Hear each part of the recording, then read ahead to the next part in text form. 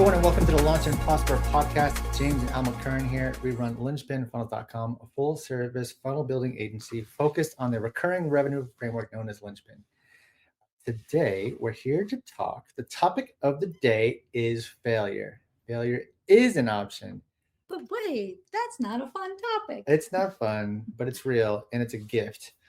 I can come at it from a couple of different angles, but one of the most salient recent version of this is what came up for me during Black Friday. So that's really what I want to talk about. But basically, and I made a post about this last night, and it's getting a lot of love. So that means people want to hear about this. So shall we begin? We shall. Let's do it. Let's go. So I've been working on a product called Linchpin in a Box, and it is both a combination of like templates and trainings and coaching and a whole bunch of awesomeness, and it's rad, and we sold it and people learn it, and we had it's an offer that works. So my thought was, okay, let me sell it to everyone during Black Friday. This is not a low ticket offer. It's $5,000 for this thing. So it is. Can you mute your phone? I'm going to take your phone, keep it in class. It's not cheap. And I sent a lot of emails. It's a great value for the money relative to having us do it for you. Doing it with you. This is like the perfect pricing. It's, again, I know the offer is good, but we didn't sell any during Black Friday as a Black Friday offer. And I tried my face off with this thing. Like, I sent like 29 emails. It was pretty intense. I came at it from a lot of different angles, and it didn't work. And so that's, a failure. The intention was to sell 5, and I sold 0. Sold 2 the week before to my list, 0 during Black Friday to the whole list, positioning it as a Black Friday deal. So, and after the first couple of days of like no traction, like I started to get bummed. Like energetically, I was like kind of mopey, sad, displeased with the results. But there was a voice in me. It's like, don't do this. This isn't for you. This is stupid. You're going to get laughed at. But fortunately, I know enough to know to keep going, and I'm glad that I did, because, and this is kind of like the gift in it. The first gift is like, during the process of it not working like super well from the beginning, I got to build a muscle of keep going anyway. It's like persistence. It's not over till it's over kind of thing. And in the past, I probably would have been like, oh, it's not working. I'm pulling the plug, put my tail between my legs, and then pretend like it didn't happen. Hope that I didn't cause too much damage, socially from everyone else. That's probably what I would have done. The younger version of me would have done that. So it was a gift to be able to be like, okay, now I'm in this. Let's maneuver. There are moves that I can make. No one's like stepping in my throat, keeping me from proceeding. Let's find a way. So I'm happy with that as a win right out the gate. I kept going with it to the end. Yeah. And I know failure is a topic of today's session, and I even asked him what is a topic, and then when he told me about it, and I said, well, what specifically do you want to talk about? He said, I'll tell you, I'll announce it during the live. So I didn't even know what exactly where this was going to go. But the term failure, it's, we throw that around especially in the entrepreneur world so much that I don't know, I've kind of become desensitized to it. It's like, failure, what failure? Like, what does that even mean? I mean, yeah, you put out an offer, it didn't work. Like,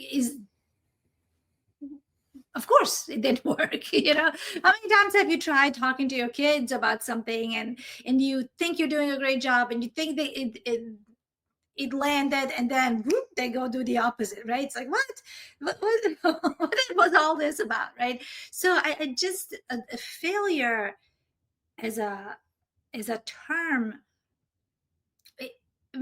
of course it's real, but it's not scary, right? Mm, It's not an end all, right? It's not, it's like, yeah, this thing failed, this like this is gold color, like it's uh just a it has thing, no it meaning until just the has meaning you no give meaning. it. Yeah.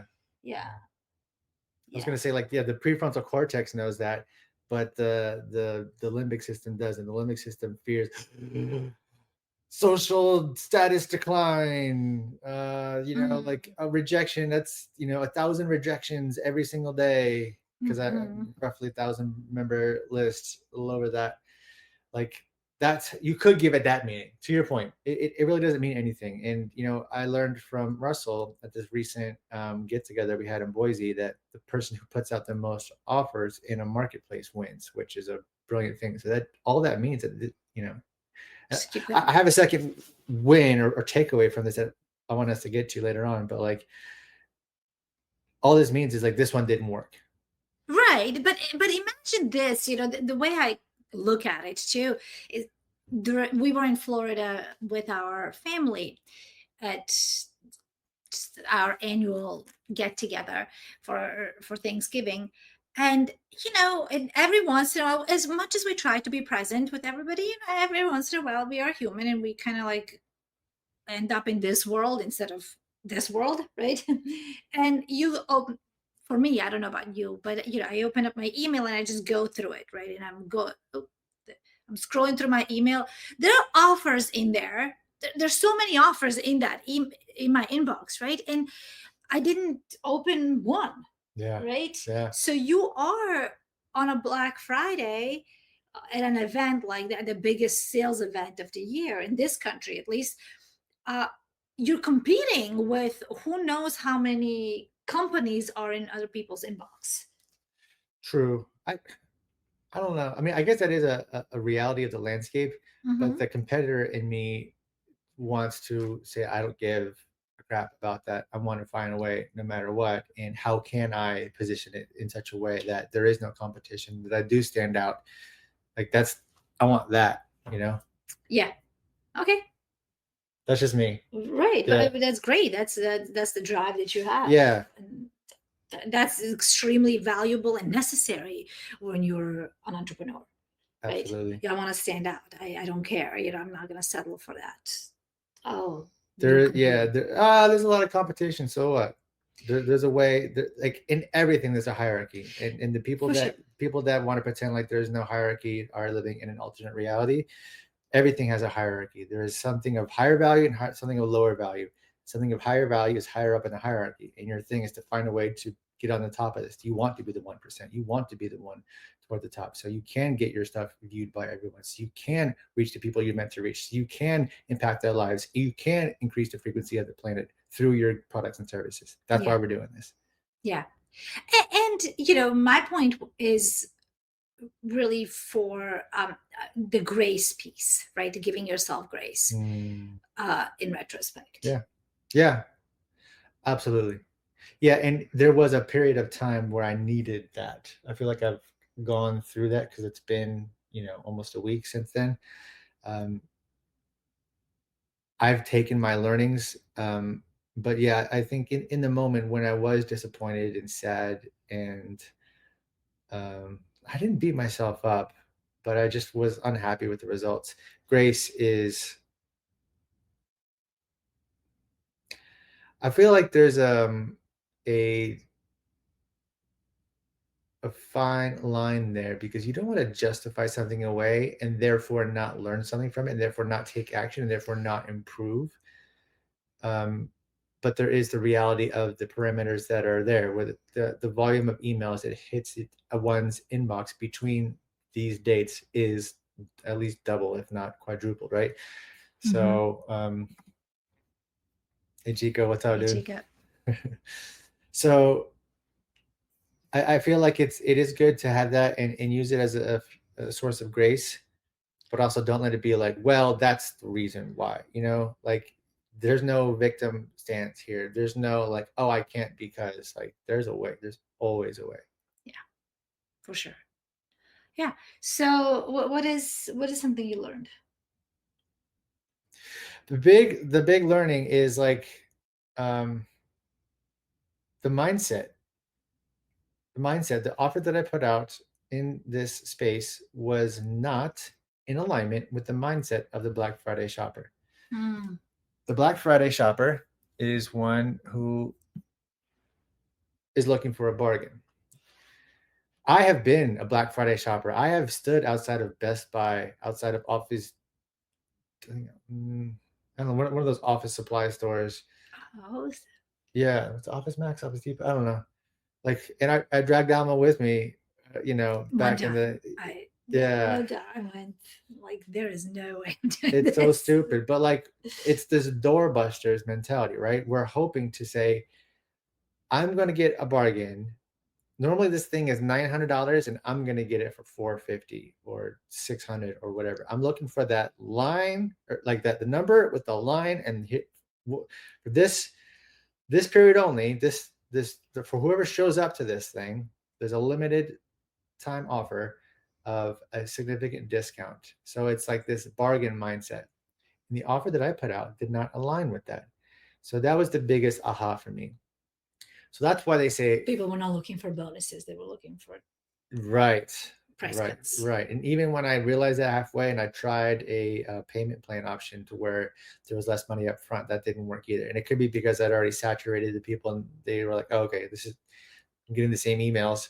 I don't know. How many people opened the emails? I haven't looked at the Yeah. numbers recently, but it was decent. I mean, it's 20-30%. Okay, so You know, that's something to celebrate. yeah, yeah. I think I've earned trust. I think I was just pushing something that not everyone was looking forward to. Mhm. So the gift, one of the main gifts was this realization of like, okay, understand the mentality of the buyer in this state. And I say all that because I have been that buyer. I still am. What did I buy during Black Friday? I bought a Google Home speaker that's five. Henrik, what's going on, man? We can't wait to hang out with you guys again. And I know you're busy. We're busy. It may not be during Christmas, but we'll hang out again. We can't wait to invite you to our new house. But I bought stuff that was half off, 60% off, 70% off. You know what I mean? Like deep discounts on PC games. But you know what? I can just do this. Got these arcade machines over there. Deep discounts. $100 off each one. That it was that kind of thing. And I've been wanting these things for a while, and I saved my, I waited until the moment to get them. So that's another thing. There wasn't a whole lot of like pressure built up prior. It wasn't something that people already knew about and wanted. It was a new offer. Mm-hmm. So I think having a new offer and having a high ticket offer, and I just had this discovery of this nuance right now. It just wasn't a good fit. And I'd love to be wrong about that. So if there's someone who's listening, be like, no, it can work. Please tell me how, because I am open mind when it comes to this stuff. This is the first time that we've ever attempted a Black Friday deal, like for real, where I really put some effort into it.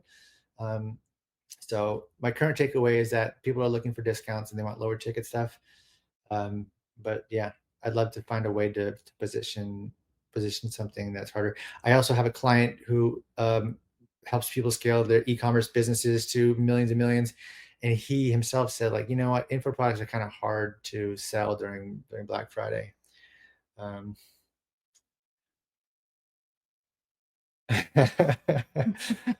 tried ordering a boat on Black Friday. I believe it. And what would you do with a boat in the mountains? Yeah, we got lakes. Yeah, we got lakes. Yeah, that's true. Yeah. Or he could host it in a harbor, and if they got coastal property. Yeah. I wouldn't be surprised.